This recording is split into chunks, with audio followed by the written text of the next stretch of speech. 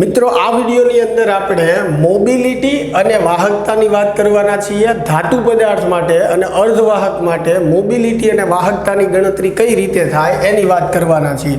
મોબિલિટીનું સામાન્ય સૂત્ર મ્યુ બરાબર શું છે? સિગ્માના છેદમાં n × e, જ્યાં સિગ્મા વાહકતા છે, n જે છે ઇલેક્ટ્રોનની સંખ્યા ઘનતા છે, e જે છે ઇલેક્ટ્રોનનો વિદ્યુતભાર છે।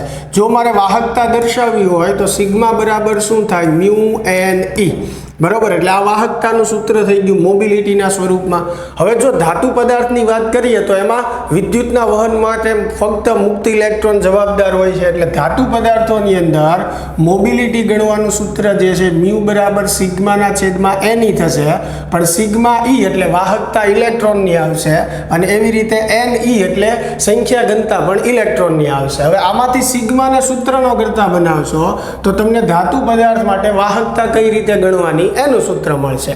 પણ હવે અર્ધવાહકોની આપણે વાત કરીએ તો અર્ધવાહકોમાં વિદ્યુત પ્રવાહનું વહન બે રીતે થાય, મુક્ત ઇલેક્ટ્રોન અને બંધિત ઇલેક્ટ્રોનના લીધે। હવે મુક્ત ઇલેક્ટ્રોનના માટે તો આપણે E દર્શાવીએ છીએ, બંધિત ઇલેક્ટ્રોનના પ્રવાહને દર્શાવવા માટે આપણે હોલની સંકલ્પનાનો ઉપયોગ કરીએ છીએ।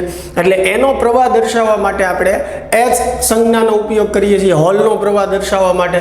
તો સેમ એવી રીતે અર્ધવાહકોમાં મોબિલિટી દર્શાવવા માટે આપણે ઇલેક્ટ્રોનની મોબિલિટી વત્તા શું કરવું પડશે? હોલની મોબિલિટી। હવે ઇલેક્ટ્રોનની મોબિલિટી એટલે અહીંયા દરેક વસ્તુ જે છે કોની માટે આવશે? ઇલેક્ટ્રોન માટે। ઇલેક્ટ્રોનની વાહકતા, ઇલેક્ટ્રોનની સંખ્યા ઘનતા વત્તા હોલની મોબિલિટી એટલે હોલની વાહકતા અને હોલની સંખ્યા ઘનતા।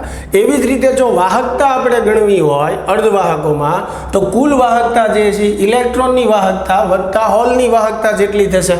તો વાહકતાનું સૂત્ર મૂકીએ તો ઇલેક્ટ્રોન માટે અહીંયા ઇલેક્ટ્રોનની મોબિલિટી આવશે અને ઇલેક્ટ્રોનની સંખ્યા ઘનતા।